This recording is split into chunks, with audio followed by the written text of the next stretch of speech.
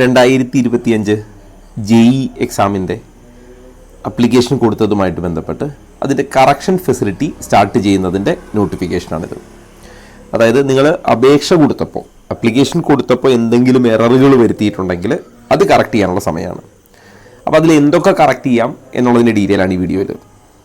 ശ്രദ്ധിക്കുക, correction facility എന്ന് തുടങ്ങിയാണെന്ന് ചോദിച്ചാൽ നവംബർ 26, 27 തീയതികളിലാണ്. നവംബർ 26, നവംബർ 27 തീയതികളിലാണ്. 27-ാം തീയതി രാത്രി 11:50 വരെ നിങ്ങൾക്ക് കറക്ഷനുള്ള ഫെസിലിറ്റി ഉണ്ടാവും. എന്തൊക്കെ കറക്റ്റ് ചെയ്യാമെന്നുള്ളത് അനക്സറിൽ പറഞ്ഞിട്ടുണ്ട്. അനക്സർ ഞാൻ ഇതിൻ്റെ എൻഡിൽ കാണിക്കാം. അതുപോലെ ശ്രദ്ധിക്കുക, ഓൺലൈൻ അപേക്ഷ, അതായത് JEE മെയിൻ്റെ ഓൺലൈൻ അപേക്ഷയുടെ ലാസ്റ്റ് ഡേറ്റ് 22 നവംബർ 22-ാം തീയതി വരെ മാത്രമാണ്.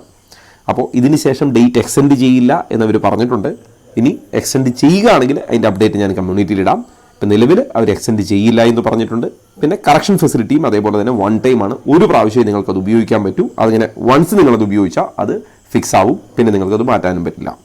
ഇനി ഇതാ ഞാൻ നേരത്തെ പറഞ്ഞ അനക്സർ 1 എന്തൊക്കെ കറക്റ്റ് ചെയ്യാമെന്നുള്ളത്. അതിൽ ആദ്യം തന്നെ പറഞ്ഞു, candidate shall not be allowed to change. അതായത് നിങ്ങൾക്ക് ചേഞ്ച് ചെയ്യാൻ പറ്റാത്തത് എന്താണ്? നിങ്ങളുടെ മൊബൈൽ നമ്പർ മാറ്റാൻ പറ്റില്ല, ഇമെയിൽ അഡ്രസ്സ്, നിങ്ങളുടെ പെർമനൻറ്റോ പ്രസൻറ്റോ ആയിരിക്കുന്ന address, emergency contact detail, photograph, ഇതൊന്നും നിങ്ങൾക്ക് മാറ്റാൻ പറ്റില്ല. ഇനി candidate shall be allowed to change any one of the field. ഈ പറയുന്ന 3 എണ്ണത്തിൽ ഏതെങ്കിലും ഒന്ന് നിങ്ങൾക്ക് മാറ്റാം. നിങ്ങളുടെ പേരിൽ ചേഞ്ച് വരുത്താം, അല്ലെങ്കിൽ അച്ഛൻ്റെ പേരിലോ അല്ലെങ്കിൽ അമ്മയുടെ പേരിലോ, ഇതിലേതെങ്കിലും ഒന്ന് നിങ്ങൾക്ക് ചേഞ്ച് വരുത്താം. മൂന്നാമത്തെ നോക്കുക, candidate shall be allowed to change all the field. ഈ 3ഉം നിങ്ങൾക്ക് ചേഞ്ച് വരുത്താം. നിങ്ങളുടെ 10th മാർക്ക് ഡീറ്റെയിൽ കൊടുത്തപ്പോൾ എന്തെങ്കിലും വ്യത്യാസം ഉണ്ടായിട്ടുണ്ടെങ്കിൽ മാറ്റി കൊടുക്കാം. 12th മാറ്റി കൊടുക്കാം. പാൻ കാർഡ് ഡീറ്റെയിലും മാറ്റി കൊടുക്കാം. ഇനി അതുപോലെ ശ്രദ്ധിക്കുക, candidates shall be allowed to change examination city based on their permanent and present address. അതായത് നിങ്ങളുടെ പെർമനന്റ് അഡ്രസ്സോ പ്രസന്റ് അഡ്രസ്സോ ഉള്ളിടത്ത് മാത്രമാണ് നിങ്ങൾക്ക് എന്ത് ചെയ്യുക, ഓപ്ഷൻസ് അല്ലെങ്കിൽ നിങ്ങളുടെ സിറ്റി, എക്സാം സിറ്റി കൊടുക്കാൻ പറ്റുള്ളൂ. It is once again clarified that NT is not bound to follow the choice given by the candidate. അതായത് നിങ്ങൾ കൊടുക്കുന്ന ആ ചോയ്സ് തന്നെ കിട്ടണമെന്ന് നിർബന്ധമില്ല. മോസ്റ്റ് പ്രോബബിളി അത് തന്നെ കിട്ടും. ഓക്കെ, എക്സാമിനേഷൻ സിറ്റി നിങ്ങൾക്ക് വേണമെങ്കിൽ നിങ്ങളുടെ പ്രസന്റ് അഡ്രസ്സിനോ അല്ലെങ്കിൽ പെർമനന്റ് അഡ്രസ്സിനോ അനുസരിച്ച് മാറ്റി കൊടുക്കാം. ഇനി മീഡിയം ഓഫ് എക്സാമിനേഷൻ, നിങ്ങൾക്ക് ലാംഗ്വേജുകൾ ചൂസ് ചെയ്യാം. അതായത് നിങ്ങൾക്ക് ബൈലിംഗ്വൽ ക്വസ്റ്റ്യൻ വേണമെങ്കിൽ അങ്ങനെ അതൊക്കെ ചൂസ് ചെയ്യാം. അതേപോലെ candidate shall be allowed to change all the field. ഈ 5 ഫീൽഡ് നിങ്ങൾക്ക് മാറ്റാം. നിങ്ങളുടെ ഡേറ്റ് ഓഫ് ബർത്തിൽ തിരുത്തുണ്ടെങ്കിൽ മാറ്റാം, ജെൻഡർ തിരുത്തിയിട്ട് അല്ലെങ്കിൽ മാറ്റണമെങ്കിൽ മാറ്റാം, കാറ്റഗറി മാറ്റണമെങ്കിൽ മാറ്റാം, സബ് കാറ്റഗറി, ഫിസിക്കൽ ഡിസബിലിറ്റി ഒക്കെ മാറ്റാം, സിഗ്നേച്ചർ മാറ്റാം. അതേപോലെ shall be allowed to add the field. നിങ്ങൾക്ക് വേണമെങ്കിൽ B മാത്രം കൊടുത്തവർക്ക്, BTech മാത്രം കൊടുത്തവർക്ക് വേണമെങ്കിൽ BR ആഡ് ചെയ്യാം, B പ്ലാനിങ് ആഡ് ചെയ്യാം, അങ്ങനെയൊക്കെ ചെയ്യാം. ആ കറക്ഷൻസ് ഒക്കെ ഉണ്ട്.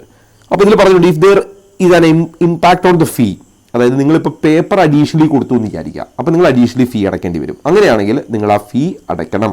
എങ്കിൽ മാത്രമാണ് ഇത് കൺഫേം ആവുക. ഇനി സപ്പോസ് നിങ്ങൾ 3 പേപ്പർ കൊടുത്തിരുന്നു, BTech കൊടുത്തിരുന്നു, B പ്ലാനിങ് കൊടുത്തിരുന്നു, അതേപോലെ BR കൊടുത്തിരുന്നു, അങ്ങനെ കൊടുത്തിരുന്നു എന്ന് വിചാരിക്കുക. അപ്പോൾ ഇതിൽ ഇപ്പോൾ ഈ B പ്ലാനിങ് അല്ലെങ്കിൽ BTech ഒക്കെ കൊടുത്തിട്ട് പിന്നീട് നിങ്ങൾ വേണ്ട എന്ന് വിചാരിച്ചാൽ, അല്ലെങ്കിൽ നിങ്ങൾ ഇതിൽ നിന്ന് ഒഴിവാക്കിയാൽ പോലും നിങ്ങൾക്ക് ഫീ റീഫണ്ട് വരില്ല. വൺസ് നിങ്ങൾ കൊടുത്തത് തന്നെ. അഡീഷണൽ കൊടുക്കാനുണ്ടെങ്കിൽ ഇപ്പം പേ ചെയ്യണം. ഓൾറെഡി നിങ്ങൾ കൊടുത്തിരിക്കുന്ന എക്സസ് ആണെങ്കിൽ തിരിച്ചു കിട്ടില്ല.